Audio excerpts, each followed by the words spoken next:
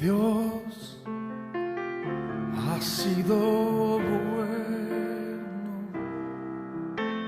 bueno es Dios. Buenos días, tomen asiento por favor. Segunda Timoteo capítulo 1, por favor, en su Biblia. Segunda Timoteo capítulo 1. Vamos a hacer un resumen de todo lo que hemos aprendido en Segunda Timoteo. Empezando en capítulo 1, los primeros versículos. Segunda Timoteo capítulo 1, verso 1, la Biblia dice: Pablo, apóstol de Jesucristo, por la voluntad de Dios según la promesa de la vida que es en Cristo Jesús, a Timoteo, amado Hijo, gracia, misericordia y paz de Dios Padre y de Jesucristo nuestro Señor. Doy gracias a Dios, al que sirvo desde mis mayores con limpia conciencia de que sin cesar me acuerdo de ti en mis oraciones, noche y día, deseando verte al acordarme de tus lágrimas para llenarme de gozo, trayendo a la memoria la fe no fingida que hay en ti, la cual habitó primero en tu abuela Loída y en tu madre Eunice, y estoy seguro de que en ti también. El apóstol Pablo nos va a mostrar, número uno, que una iglesia que cumple el propósito de Dios necesita ser guiada. Y esta iglesia, es decir, la iglesia de Éfeso, a la que el apóstol Pablo llega a escribir directamente primero a Timoteo, el versículo 1 nos habla de que él es el autor, Pablo, apóstol de Jesucristo, la destina esta carta primariamente, según el versículo 2, a Timoteo, amado hijo.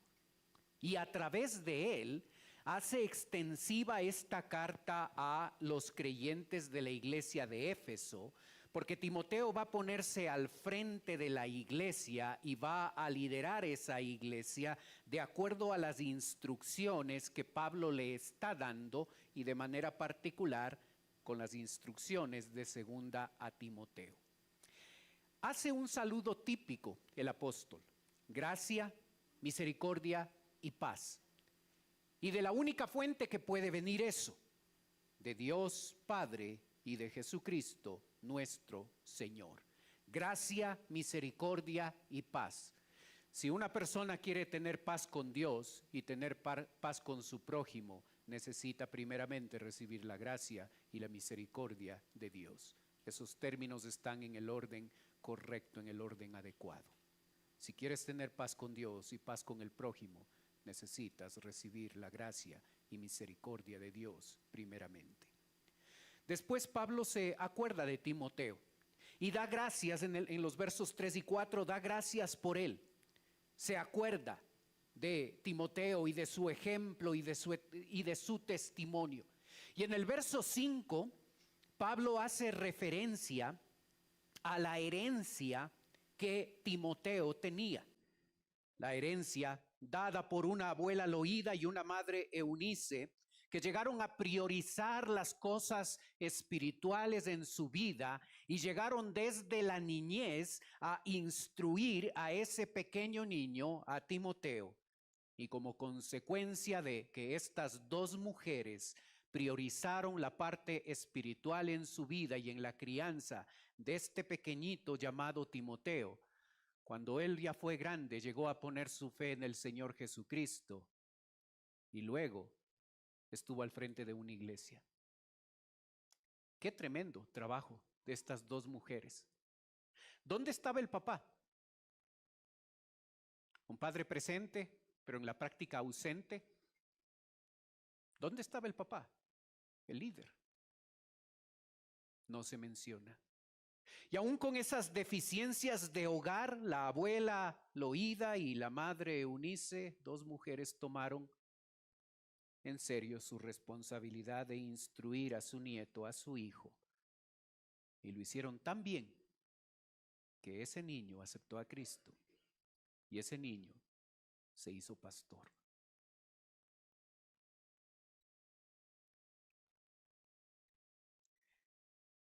En ese escenario, Pablo le aconseja a este fiel pastor. Y en el verso 6 le dice, por lo cual te aconsejo que avives el fuego del don de Dios que está en ti por la imposición de mis manos. Porque no nos ha dado Dios espíritu de cobardía, sino de poder, de amor y de dominio propio. Timoteo era un creyente ejemplar, un pastor ejemplar. Pero eso no significaba que no había cosas en la vida de él que necesitaban ser mejoradas. Y una de las cosas que a lo largo del tiempo siempre le pesó a Timoteo es su juventud. No porque la juventud sea un problema, sino que para él sí era un problema. Su juventud le llevó a avergonzarse de Dios. Le llevó al punto de disminuir su pasión por Dios, y por eso Pablo le dice, aviva el fuego del don de Dios. La gente en la iglesia de Éfeso, algunos de ellos más grandes, más experimentados que Timoteo, a veces tomaron el lugar y la voz de el liderazgo que debía ser establecido por Timoteo. Su juventud le superó en varios momentos de su vida y necesitaba retomar su pasión y necesitaba no avergonzarse de Dios, porque Dios le ha dado a él y a nosotros no un espíritu de cobardía, sino de poder, de amor y de dominio propio. Una iglesia que cumple el propósito de Dios necesita ser guiada. Número 2, una iglesia que cumple el propósito de Dios no se avergüenza de dar testimonio. El versículo 8 dice, por tanto no te avergüences de dar testimonio de nuestro Señor ni de mí, preso suyo, sino participa de las aflicciones por el evangelio según el poder de Dios. Una iglesia debe dar testimonio de su fe en Cristo, debe hablar de Cristo a personas que necesitan escuchar. Y si eso trae problemas y dificultades y aflicciones como las que se describe aquí en el verso 8, la persona, la iglesia debe estar dispuesta a sufrir la oposición porque damos testimonio de nuestra fe a otros. Número 3, una iglesia que cumple el propósito de Dios sabe que hay malos servidores y buenos servidores. El versículo 15 dice, ya sabes esto, que me abandonaron los que estaban en Asia, de los cuales son Figelo y Hermógenes. Tenga el Señor misericordia de la casa de Onesíforo, porque muchas veces me confortó y no se avergonzó de mis cadenas, sino que cuando estuvo en Roma me buscó solícitamente y me halló. Observa el contraste entre los que le abandonan a Pablo allí en Asia y Onesíforo, que tiene misericordia, que llega a buscarle, que no se avergüenza, que le ayuda al apóstol Pablo. Cada creyente escoge qué tipo de servidor quiere ser. Están los que abandonan, a los que no les interesa el servicio a Dios, y están aquellos como Onesíforo, que son fieles al servicio al Señor. Hay malos servidores, buenos servidores. Una iglesia que cumple el propósito de Dios sabe eso. Y una iglesia que cumple el propósito de Dios llega a ser una iglesia que desarrolla en su vida servicio genuino, importante. Número 4, una iglesia que cumple el propósito de Dios sigue buenos ejemplos. Capítulo 2, verso 1 dice, tú pues, hijo mío, esfuérzate en la gracia que es en Cristo Jesús. Lo que has oído de mí ante muchos testigos, esto encarga a hombres fieles que sean idóneos para enseñar también a otros. Tú pues sufre penalidades como buen soldado de Jesucristo. Ninguno que milita se enreda en los negocios de la vida a fin de agradar a aquel que lo tomó por soldado. Y también el que lucha como atleta no es coronado, sino lucha legítimamente. El labrador, para participar de los frutos, debe trabajar primero. Observa las metáforas que se utilizan, las ilustraciones que se utilizan aquí. La enseñanza debe venir de la palabra de Dios. El creyente debe copiar también el modelo de un soldado que está dispuesto por su compromiso con Jesucristo a sufrir penalidades. Un soldado que no deja de ser soldado. Ninguno que milita hace referencia a un soldado en servicio activo. Somos soldados de Cristo toda la vida. El soldado de Cristo busca agradar a Dios. Busca agradar a Dios. El atleta enfatiza el concepto de que se requiere disciplina para poder ser un atleta que es coronado. Vence. Se lo debe hacer legítimamente. Esa competencia se necesita llegar a ser atleta y competir legítimamente para ser coronado al final. Se necesita la disciplina. Luego utiliza la ilustración del labrador, que enfatiza la realidad del trabajo arduo que el labrador necesita realizar para sembrar la tierra. Estas ilustraciones son usadas aquí para mostrar diferentes detalles y facetas que deben describir nuestra vida espiritual. Debemos aprender la sana doctrina de la palabra de Dios. Debemos comprometernos a ser soldados y llegar a buscarle agradar a Él y no enredarnos en los negocios de la vida. Es decir, no priorizar las cosas que son contrarias a la palabra de Dios. Debemos tener la disciplina que el atleta tiene para poder vivir la vida cristiana como se debe. Y debemos saber que la vida cristiana implica un trabajo arduo, constante, diario, permanente, de toda la vida, como lo ilustra muy bien el labrador. Seguir los buenos ejemplos es lo que hace una iglesia que cumple el propósito de Dios. Número 5, una iglesia que cumple el propósito de Dios sigue el ejemplo supremo. El ejemplo de Jesucristo. Y en el verso 8, capítulo 2, verso 8 dice: acuérdate de Jesucristo del linaje de David, resucitado de los muertos conforme a mi evangelio, en el cual sufro penalidades hasta prisiones a modo de malhechor, mas la palabra de Dios no está presa. Por tanto, todo lo soporto por amor de los escogidos, para que ellos también obtengan la salvación que es en Cristo Jesús, con gloria eterna. ¿Observas lo que le tomó al apóstol Pablo llegar a soportar todas las cosas difíciles de la vida? Estar en una cárcel, ser tratado como un criminal cuando no lo era. ¿Por qué no se quejó? ¿Por qué no desistió de ese tipo de vida y de ese tipo de castigo? Porque se acordó de Jesús. El ejemplo supremo.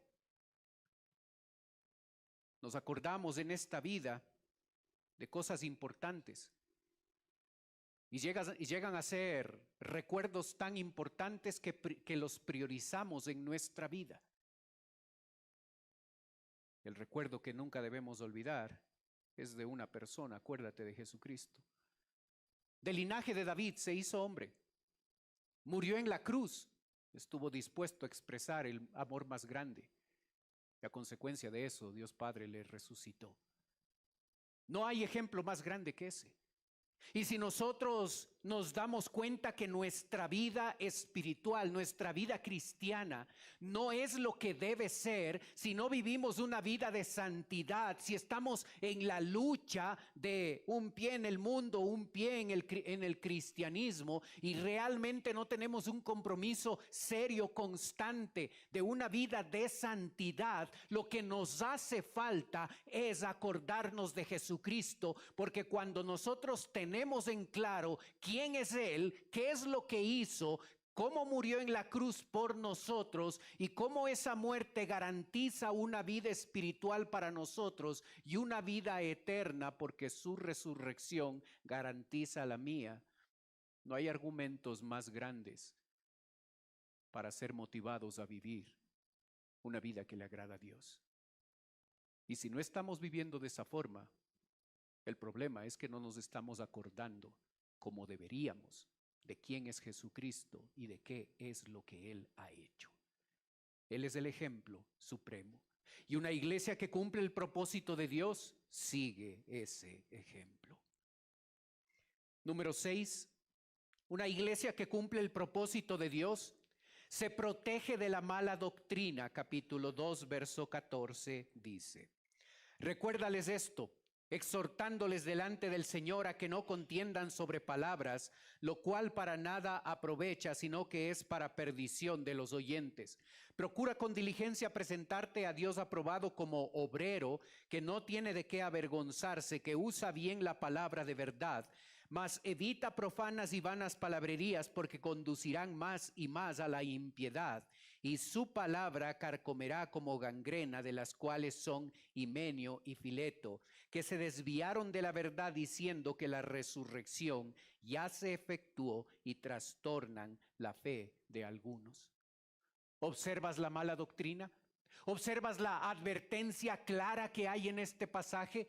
¿Observas los peligros de la mala doctrina listados en estos versículos? La mala doctrina no sirve para nada. La mala doctrina produce perdición a los oyentes. La mala doctrina produce vergüenza, produce una vida mundana, produce daño que se extiende rápidamente, produce el desvío de la verdad, produce destrucción del creyente, produce evidencias de lo que realmente hay en el corazón y de lo que es importante para esa persona que está permitiendo mala doctrina. ¿Cuáles son tus convicciones en torno a los temas importantes de la vida? La familia, el hogar, la economía, el trabajo, las cosas importantes. ¿Cuáles son tus convicciones? ¿Hay alguna convicción que tengas que no esté saliendo de la Biblia? ¿Que esté saliendo de la manera de pensar del mundo, de tu experiencia, de tu opinión? Allí tienes mala doctrina. ¿Estás participando de una actividad contraria a lo que la palabra de Dios determina? Allí se ve mala doctrina. Debemos tener cuidado. Nuestra vida debe ser guiada por la palabra de Dios.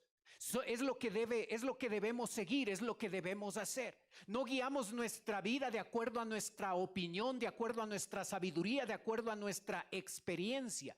No tomamos nuestros pensamientos y nuestras decisiones basados en lo que parece normal para la gente. Todo lo que nosotros hacemos tiene que estar fundado en la palabra de Dios. Y cuando no lo hacemos en cualquier aspecto de nuestra vida, allí tenemos mala doctrina. Estamos pensando de manera diferente a lo que la palabra de Dios dice. Una iglesia, número 7, que cumple el propósito de Dios, es una iglesia que está compuesta por siervos. Capítulo 2, verso 20 dice: pero en una casa grande no solamente hay utensilios de oro y de plata, sino también de madera y de barro, y unos son para usos honrosos y otros para usos viles.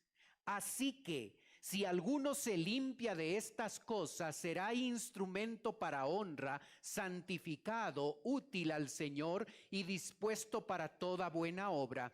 Huye también de las pasiones juveniles y sigue la justicia, la fe, el amor, la paz, con los que de corazón limpio invocan al Señor, pero desecha las cuestiones necias e insensatas, sabiendo que engendran contiendas, porque el siervo del Señor no debe ser contencioso, sino amable para con todos, apto para enseñar, sufrido, que con mansedumbre corrija a los que se oponen, por si quizás Dios les conceda que se arrepientan para conocer la verdad y escapen del lazo del diablo en que están cautivos a voluntad de él.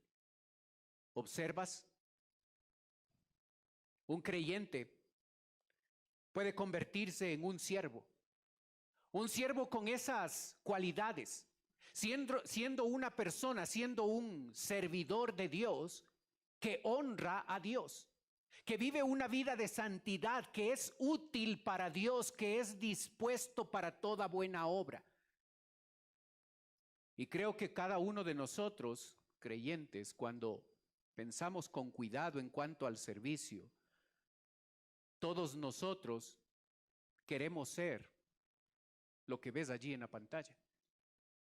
Queremos vivir vidas que honran a Dios, vidas santas, vidas donde realmente somos útiles para Dios y tenemos una disposición de corazón para involucrarnos en su obra. Pero esto no sucede automáticamente. Esto no sucede porque tenemos más años de conocer al Señor.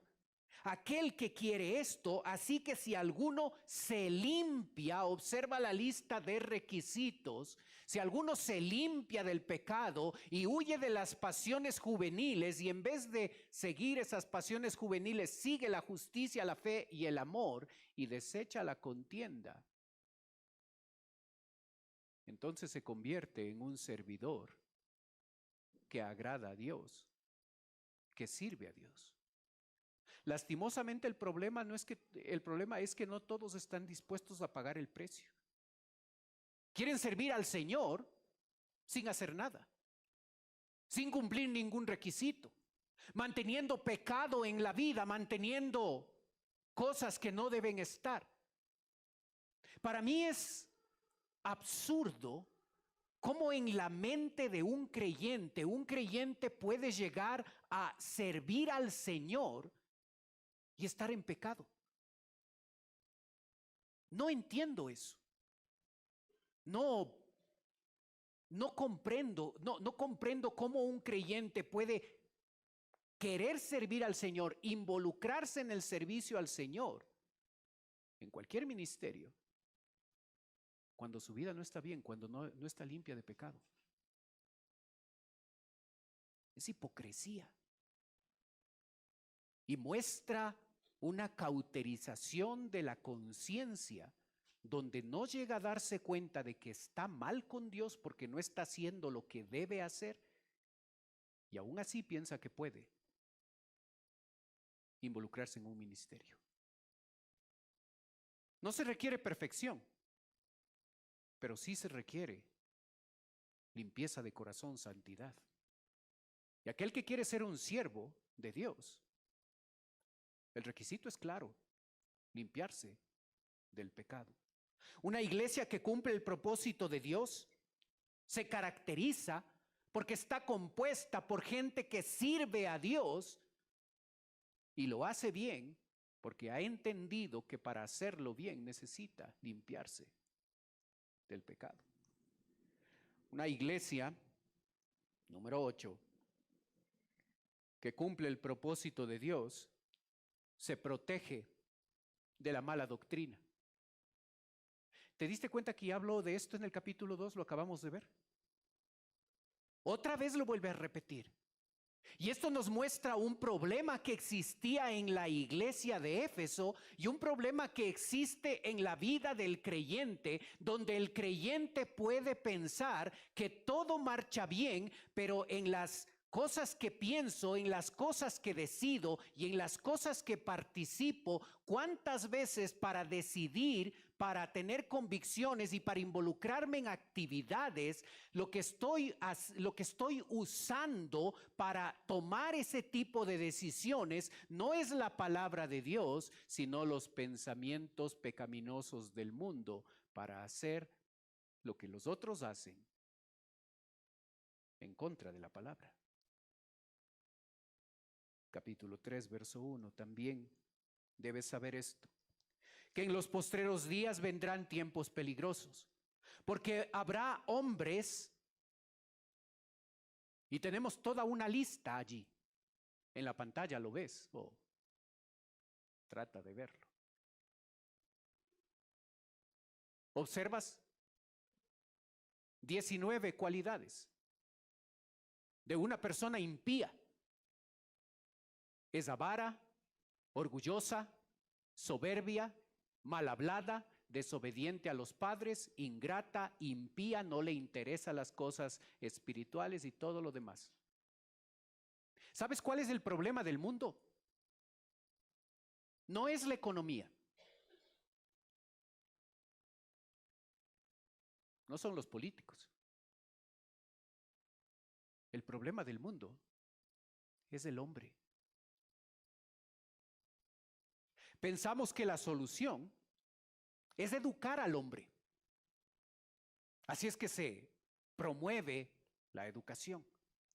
Pensamos que la solución es cambiarle de ambiente. Así es que como Ecuador es un ambiente tóxico, necesitamos ir a otro país donde las cosas son mejores y hay más oportunidades. Y no importa dónde estás, el problema sigue siendo el mismo, el hombre y su naturaleza pecaminosa.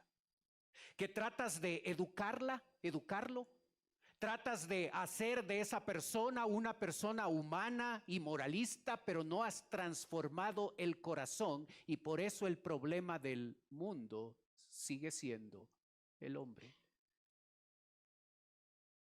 Y solo cuando Cristo llega a la vida, Él efectúa una revolución en el corazón del hombre. No transforma la naturaleza pecaminosa, porque siempre esa tendencia al pecar va a estar presente en nuestra vida. Pero lo que sí hace es que su presencia en nosotros tiene tal control, si le dejamos obrar al Espíritu Santo,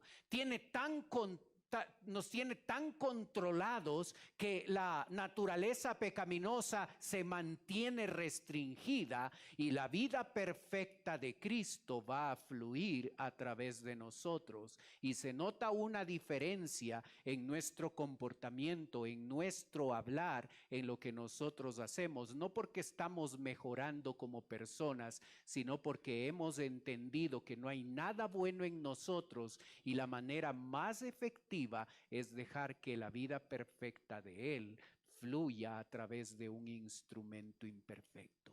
Lo mejor que ves en mí no es mío, es de Él. ¿Observas?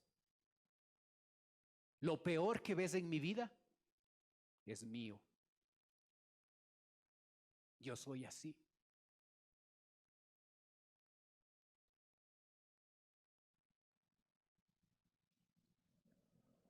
Por eso necesito decidir protegerme de la mala doctrina, porque me daña, porque me lleva a tomar decisiones equivocadas, porque me lleva a involucrarme en actividades contrarias a las que debería estar participando.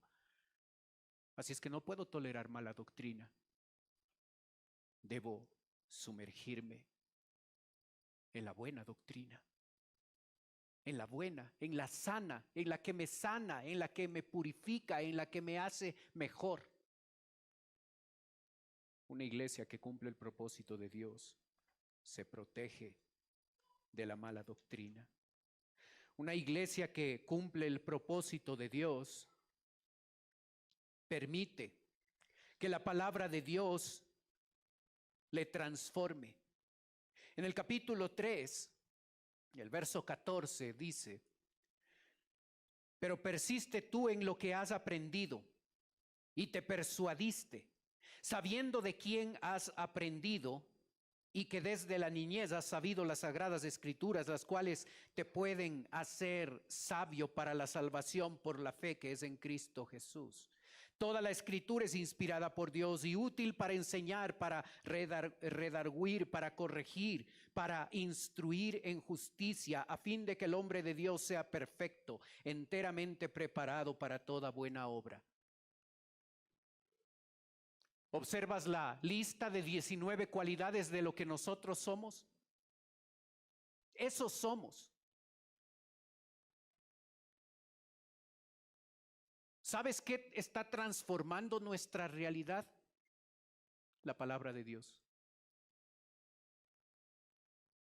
Si la palabra de Dios no ocupa un lugar prioritario en tu vida, ese es el problema. ¿Por qué sigues siendo así como eres?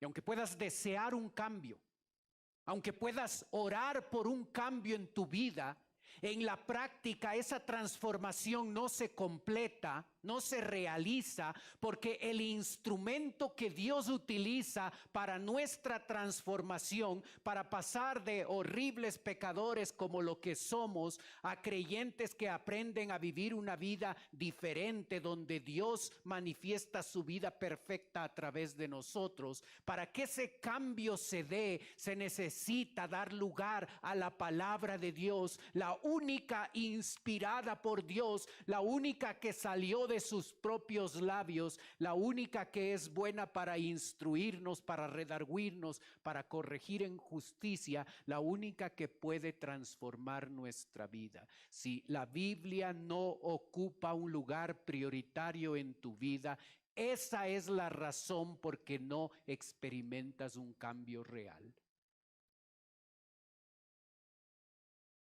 Quizás necesitas ir a tu casa y tomar la Biblia que está allí en la sala como un adorno, o tomar la Biblia que está empolvada porque no la usas, y dejar que la palabra, verso 14, te salve, como lo hizo con Timoteo. Y para que esa misma palabra, después de que ya te salvó, ya te mostró el camino de salvación, ahora te santifique, ahora transforme tu vida.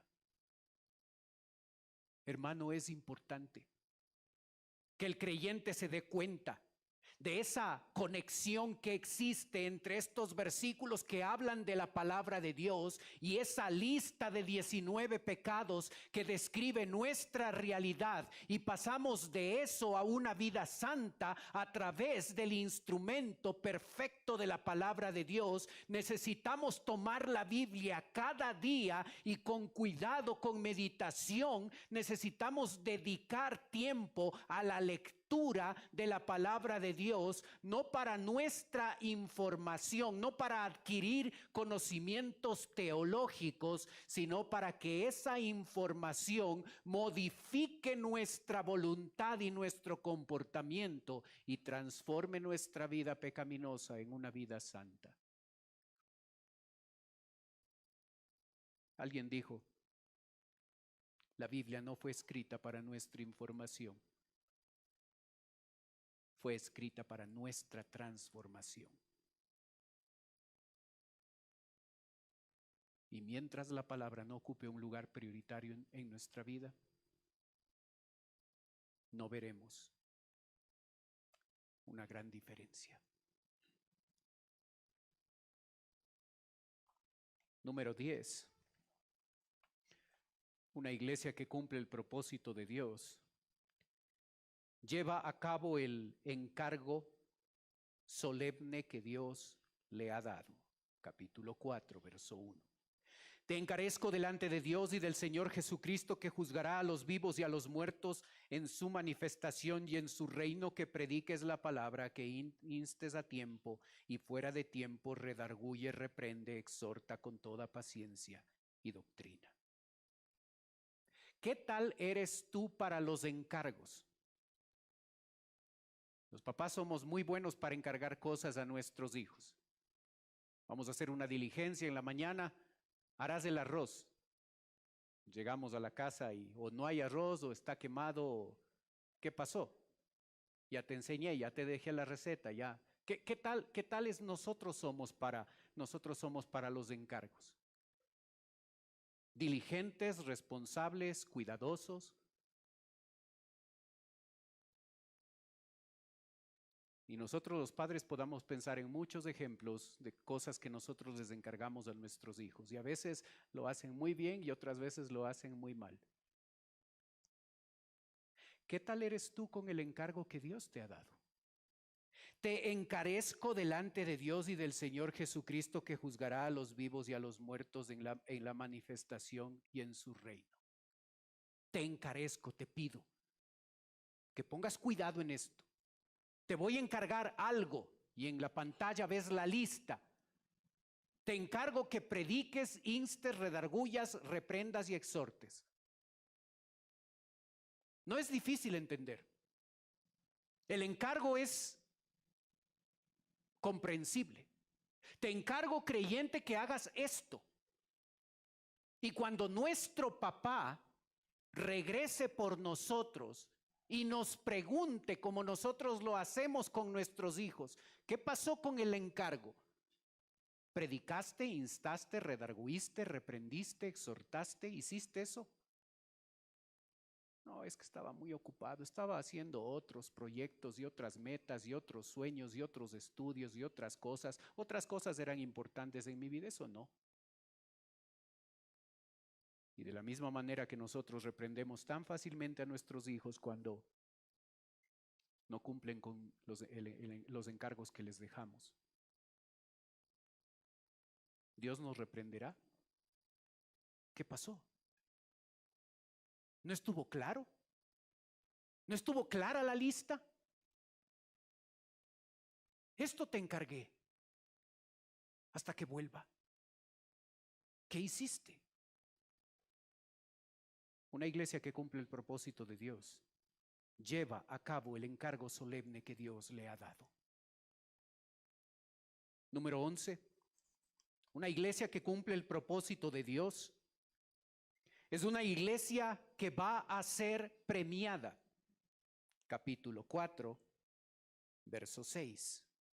Porque yo ya estoy para ser sacrificado y el tiempo de mi partida está cercano. He peleado la buena batalla, he acabado la carrera, he guardado la fe. Por lo demás me está guardada la corona de justicia, la cual me dará el Señor, juez justo, en aquel día. Y no solo a mí, sino también a todos los que aman su venida. ¿Observas? Pablo estaba seguro que Dios le iba a dar la corona de justicia. En la pantalla ves un resumen de lo que la palabra de Dios dice en torno a las coronas. Son premios, siguiente diapositiva, son premios que Dios da. Corona de justicia, de vida incorruptible, de gozo, de gloria. Las citas bíblicas ahí y una pequeña descripción de cada uno de esos. Lo aprendimos hace 2 semanas. Tú puedes decir, pastor, yo hago lo que hago por Dios y no espero ninguna corona. Yo lo hago de corazón, yo no espero ninguna corona. Si piensas así, estás pensando de manera contraria a lo que la palabra de Dios dice. Porque nosotros necesitamos enfocarnos en nuestra vida cristiana para ganar estas coronas. Las coronas no son iguales que las que nosotros recibimos aquí en este mundo. No es ese título universitario que nosotros adquirimos y luego cogemos y lo pegamos en la pared y es algo para nuestra gloria. Soy doctor en teología y puedo jactarme de eso porque yo lo conseguí con mucho esfuerzo, con mucho trabajo.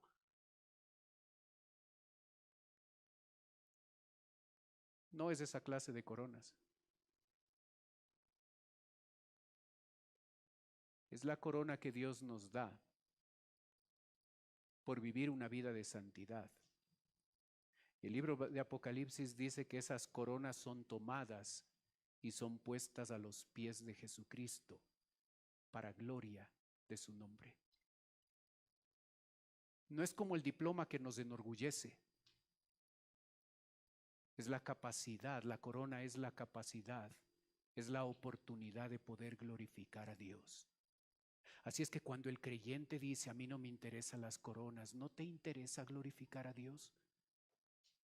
Nos debe interesar las coronas, debemos ganar las coronas y lo hacemos a través de una vida santa. Y cuando lleguemos a su presencia, Él nos dará esas coronas que no son para nuestra jactancia, es para poner a los pies de Él y darle la gloria y la honra, porque Él es el único que merece. Una iglesia que cumple el propósito de Dios es una iglesia que está enfocada en ser premiada, desea ser premiada y vive para serlo. Número 12.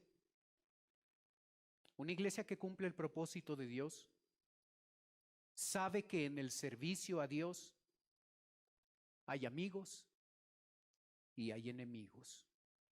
Capítulo 4, verso 9. Procura venir pronto a verme.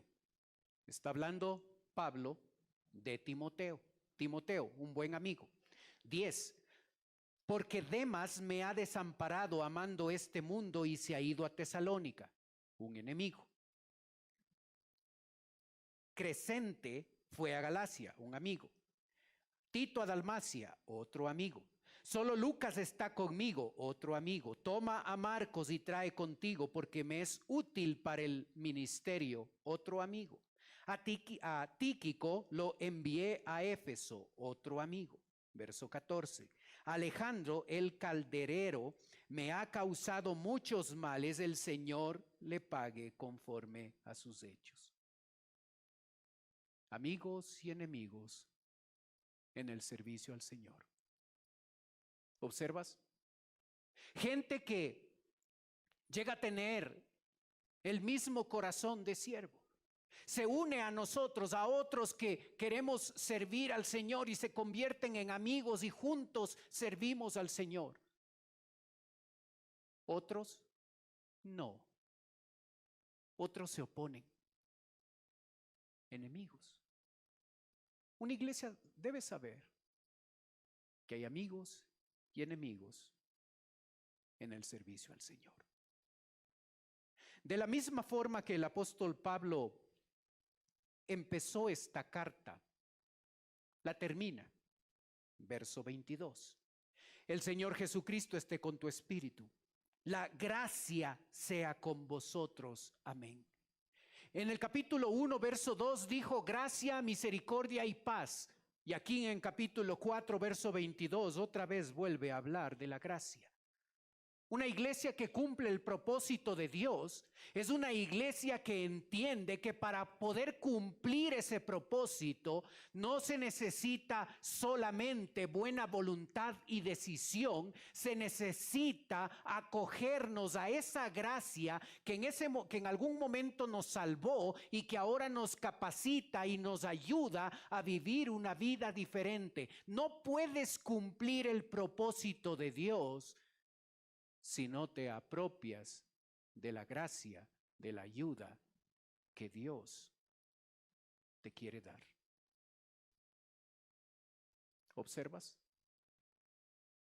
Espero que 2 Timoteo haya sido una bendición para ti. Y quiero decirte que el próximo domingo, Dios mediante, vamos a hablar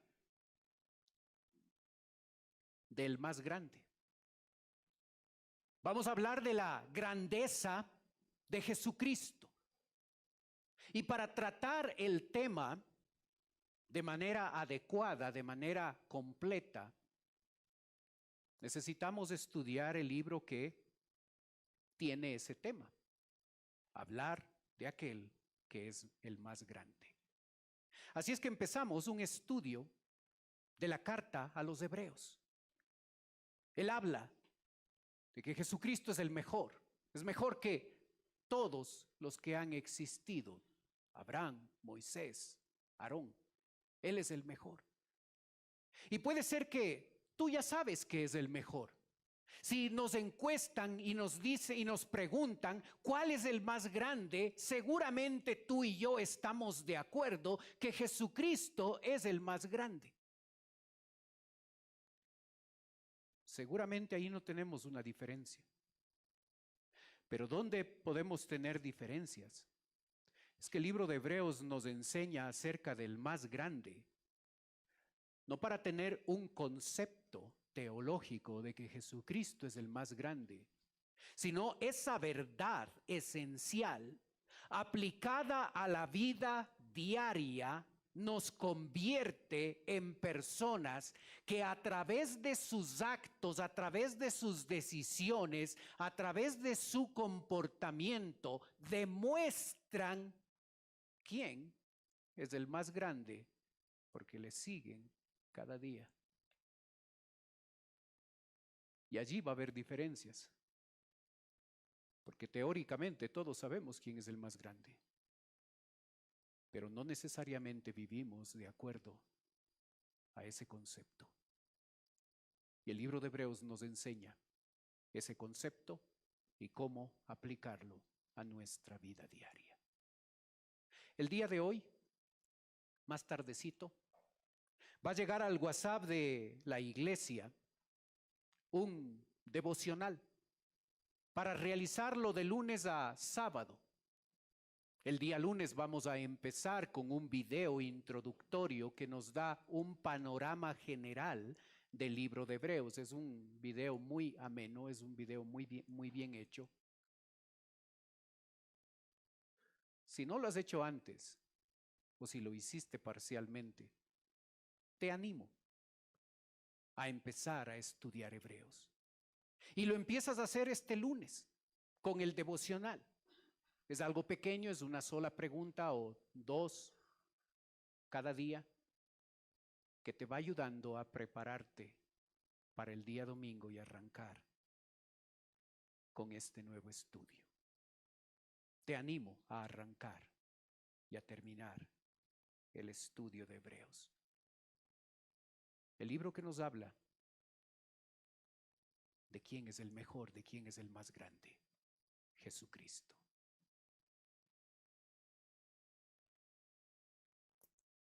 Oremos.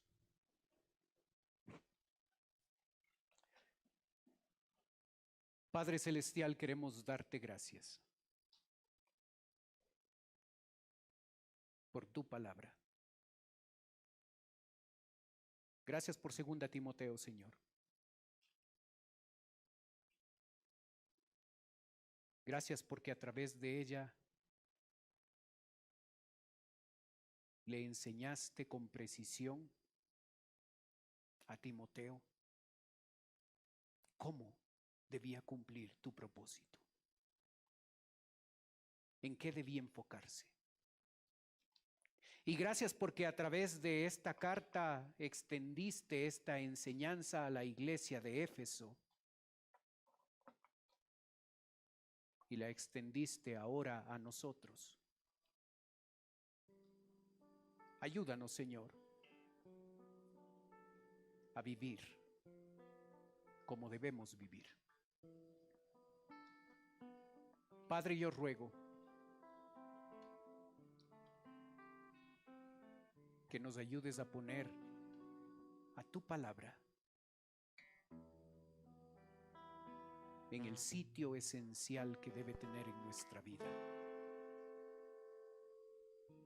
Que no haya otra cosa, que no haya otra prioridad.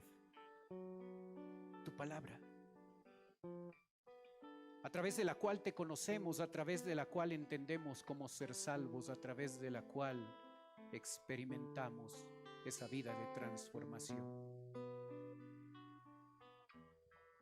Ayúdanos a hacerlo. Mientras usted continúa orando, cerrados sus ojos, por favor.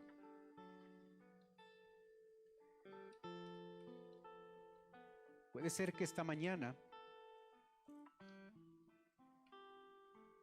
nos está visitando alguien por primera vez. Y si ese es su caso,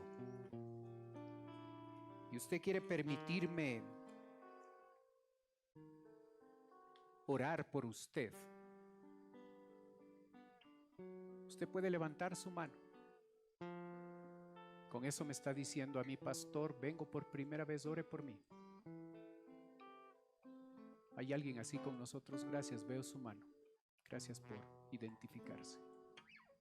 ¿Alguien más con nosotros por primera vez?